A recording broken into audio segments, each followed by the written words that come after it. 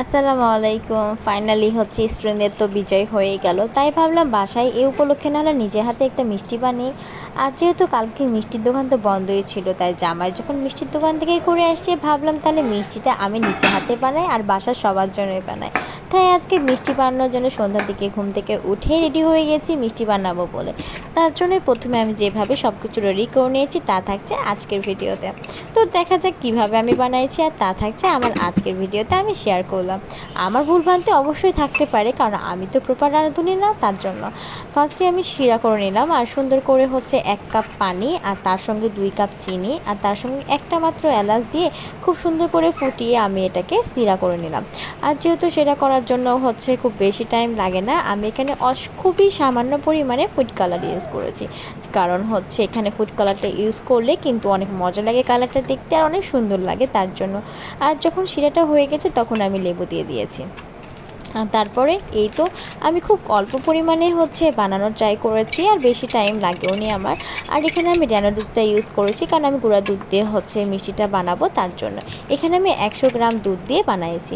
1.5 কাপের মতন 100 গ্রাম দুধ ছিল, আর হাফ কাপ পরিমাণে ময়দা নিয়েছি। আর আমি এখানে বেকিং পাউডার ইউজ করেছি, আর গুঁড়ো দুধটাকে দিয়ে আমি সুন্দরভাবে দুধ রেখে দিয়েছিলাম যেন এটা রো বানানো যায় তার জন্য। বেকিং পাউডারটাকে দিয়ে দিলাম, আর তারপরে আমি আস্তে আস্তে হাফ কাপ ময়দাটাকে দিয়ে খুব সুন্দরভাবে মিক্স করে নিলাম। মিক্স করে নেওয়ার পরে আমি এখানে 2 চামচের মতন সোয়াবিন তেল ইউজ করেছি। এখানে ঘি চাইলেও ইউজ করা যাবে, আমি এখানে শুধুমাত্র সোয়াবিন তেলটাকে ইউজ করেছি। আর একটা ডিম দিয়েছি। আর এই মাপে বানালে কিন্তু হচ্ছে খুবই ঝটপট শর্ট টাইমের মধ্যেও বানানো যাবে, কারণ এটা খুবই অল্প পরিমাণে। আর এইভাবে বানালে কিন্তু দেখা যাচ্ছে যে 100 গ্রাম গুঁড়া দুধ দিয়ে হাফ কেজিরও বেশি কিন্তু মিষ্টি বানানো যাচ্ছে। আর এইভাবে আমি ডোটাকে খুব সুন্দর করে ফেট করে নিয়েছিলাম, আর এইভাবে মিক্স করে নিয়েছি। মিক্স করে আমি কিছুক্ষণ রেখে দিয়েছিলাম এটাকে একটু ম্যারিনেট করার জন্য।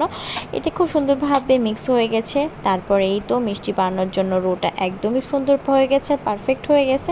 আমি হাতে সুন্দর করে হচ্ছে তেল হাতে মালিশ করে নিয়ে সুন্দরভাবে দিয়েছি যেন এখানে সুন্দর করে আমি রোটা করতে পারি আর মিষ্টির একটা খুব সুন্দর শেপ আসে তার জন্য।